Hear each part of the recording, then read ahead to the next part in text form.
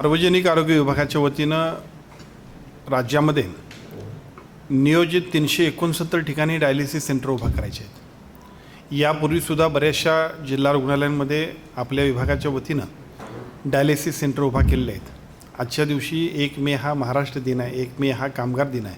आजच्या दिवसाचं औचित्य साधून आपण 12 ठिकाणी डायलिसिसची सेंटर उभा करतो आहे की ज्याच्या माध्यमातून सर्वसामान्य नागरिकांना शहरांमध्ये खाजगी हॉस्पिटल्समध्ये जावं लागतं आणि त्या सगळ्या खर्चिक अशा पद्धतीच्या उपचारांसाठी त्यांना वन फिरावं लागते। तर ग्रामीण रुग्णालयामध्ये ही सुविधा आपण सुरू करतो। त्यातल्या 11 सेंटर्सच्या एकत्रित अशा पद्धतीचा शुभारंभ आपण केला।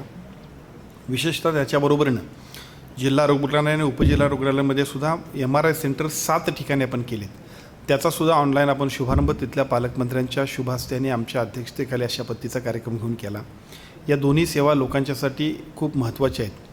मोफत अशा पद्धतीच्या ह्या सेवा असल्यामुळं महागड्या सगळ्या वैद्यकीय एकूणच उपचारांमध्ये अशा पद्धतीच्या सेवा ज्यावेळी सार्वजनिक आरोग्य विभागाच्या वतीने दिल्या जातात त्यामुळे साहजिकच अनेक लोकांचा त्याच्यामध्ये फायदा होत असतो किंवा त्यांना त्याचा लाभ होत असतो आहे।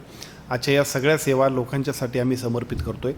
अजूनही चांगल्या पद्धतीनं सार्वजनिक आरोग्य विभागाच्या वतीनं जास्तीत जास्त लोकांना दर्जेदार आणि माफक किंवा मोफत अशा पद्धतीच्या सुविधा मिळण्यासाठी राज्य शासनाचा चाललेला प्रयत्न आजच्या दिवसाच्या निमित्तानं अजून प्रगतीपथावर घेऊन जाण्यासाठी अजून चांगल्या पद्धतीनं पूर्ण करण्यासाठी आम्ही प्रयत्न करू। आजच्या कार्यक्रमाच्या निमित्तानं ज्या ठिकाणी MRIची सेंटर्स आणि डायलिसिसची सेंटर्स झालेत त्या विभागातल्या सगळ्या नागरिकांना मी शुभेच्छा देतो। इतरही ज्या ठिकाणी आम्हाला सुरू करायची आहेत ती सगळी सुरू करण्यासाठी सुद्धा अशाच पद्धतीनं कार्यक्रम घेऊन सर्व नागरिकांना या सगळ्या सेवा समर्पित करण्याचा आमचा प्रयत्न जो चालला आहे तो असा अखंडपणानं चालू राहील।